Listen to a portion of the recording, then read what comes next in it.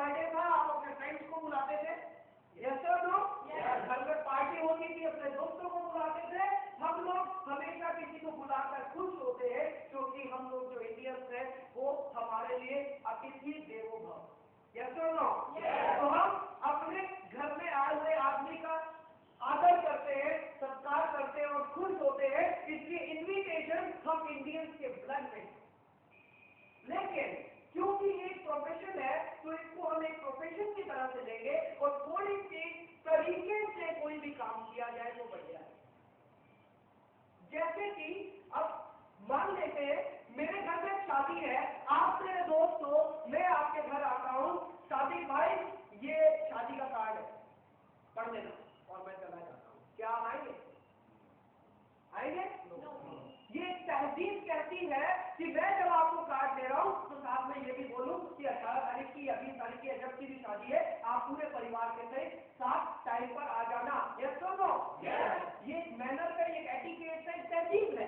जिससे हमारे बिजनेस की भी एक तहजीब। मैं अब आप लोगों को तहजीब सिखाने जा रहा हूं, वो मैनर सिखाने जा रहा हूं कि हमारे बिजनेस में कैसे इनवाइट किया जाता है। आइए फ्रेंड्स, सबसे पहले देखना यह है why to invite to add value to the society. क्योंकि दोस्तों हमें एक रास्ता मिल गया है अपनी जिंदगी को कामयाब बनाने का। हमें एक रास्ता मिल गया है जहां पर हम लोगों को कामयाब बना सके। तो क्यों ना इस नोबल कॉज को, इस सोशल कॉज को लोगों तक पहुंचाया जाए। इसलिए हमें ज्यादा से ज्यादा लोगों को इनवाइट करना है।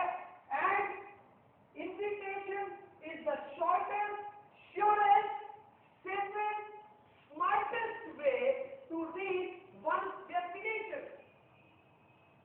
हमारे पास इनविटेशन सबसे सिंपल, साधारण और सुरक्षित तरीका है जहां पर कि हम किसी एक इंसान को, हम अपने समाज के लाखों लोगों को उनके डेस्टिनेशन तक पहुंचा सके।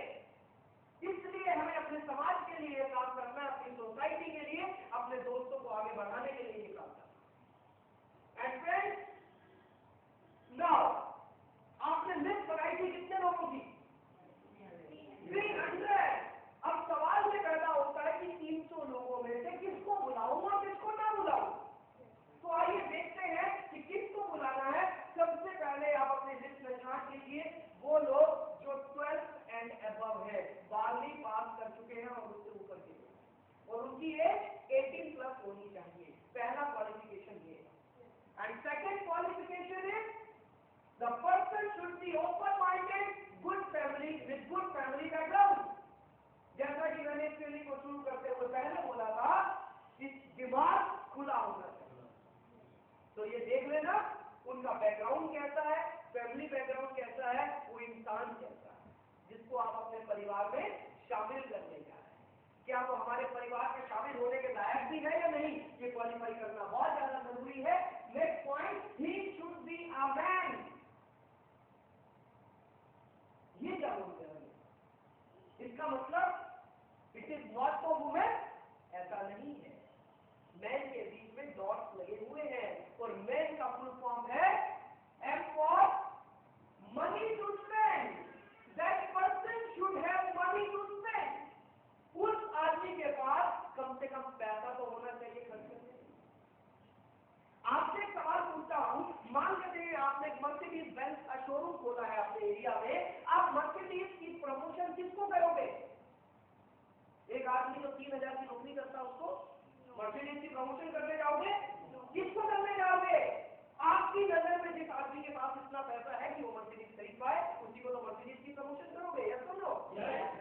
Same way that person should have money to spend आपके हिसाब से। एग्जैक्टली तो हम कुछ नहीं जानते किसके पास है किसके पास नहीं है, बट एक अंदाजा तो बनाया जा सकता है। And second, authority to take decision. ये बहुत इंटरेस्टिंग और रोचक हिस्सा है। एक बार मैंने अपनी लिस्ट में से एक आदमी को इनवाइट किया। He was very excited. उसने ये प्रेजेंटेशन देखते ही सबसे पहले हाथ खड़ा किया, sir I want to join right now, मुझे फॉर्म फिलअप करना है। मैंने उसको बोला मेरे दोस्त इतनी जल्दबाजी करना ठीक नहीं है। नो